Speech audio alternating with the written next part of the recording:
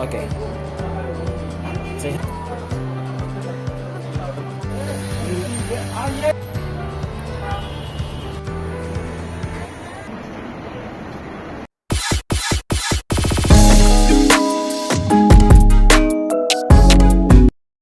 hello mga tropa, uwian na namin. Samahan niyo ako sumakay ng bus. Kasi may nag-aantay sa akin sa Old Souk. Mag-date daw kaming dalawa.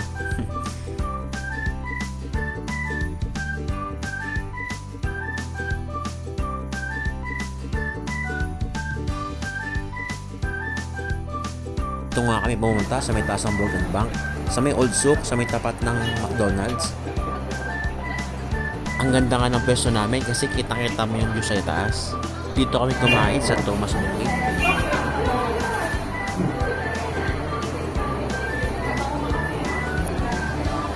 Kilala ko nga pala sa kadate ko.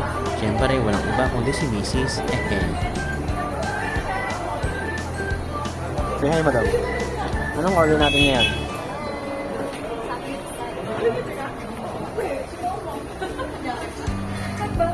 Habang nag-aantay kami ng order, ito, cellphone, video, picture. Try ako mag-swipe ng tablet nila para makita yung mga menu. Medyo mahal, pero tingin ko naman, sulit na sulit yung kain namin dito.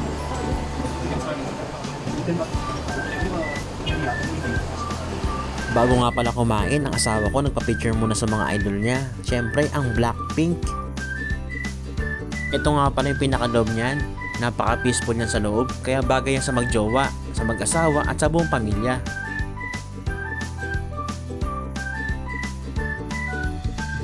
Pati na nga pala yung order namin after 10 years. Haha! Ito nga pala si Kuya, yung pinaka-waiter namin. Say hi! Bago lang sir, mga aspirant.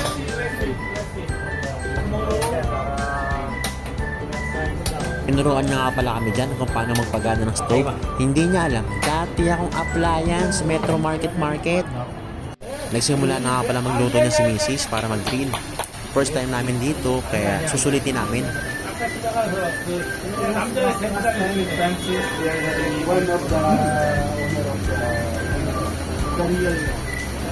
Mukhang nag-i-enjoy si Mrs. sa pagluluto ah. At ako naman ito, pa-video para sa vlog namin.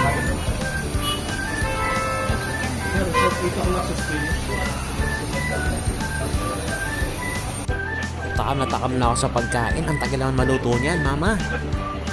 Sa wakas, sa haba-haba ng inantay ko, makakakain na ako ng samgyupsal.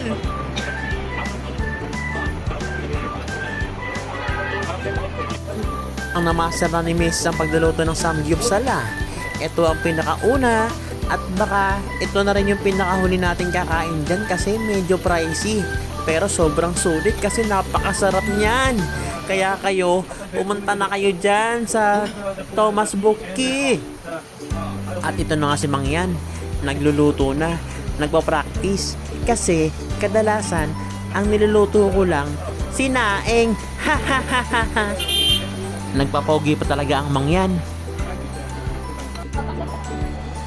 Siguro nakatatlong ulit ako niyan kasi sobrang sarap. Grabe. Napakasarap dito kaya kayo pumunta na kayo dito sa kanila. At nang matikman nyo ang pinakamasarap nilang samgyupsal. Sulit, grabe. Isipin mo, dalawa lang kami ni Mrs. na ubos naman halos lahat ng order at muntik pang tumaob ang pinakang grill pan. Mrs. halatang busog kasi pa cellphone na lang. Ito na nga kami, parehas kami busog at sulit na sulit ang kinain namin. Sobrang nag-enjoy kami sa pagkain namin. Kaya ito, uwian na at maraming salamat sa panonood.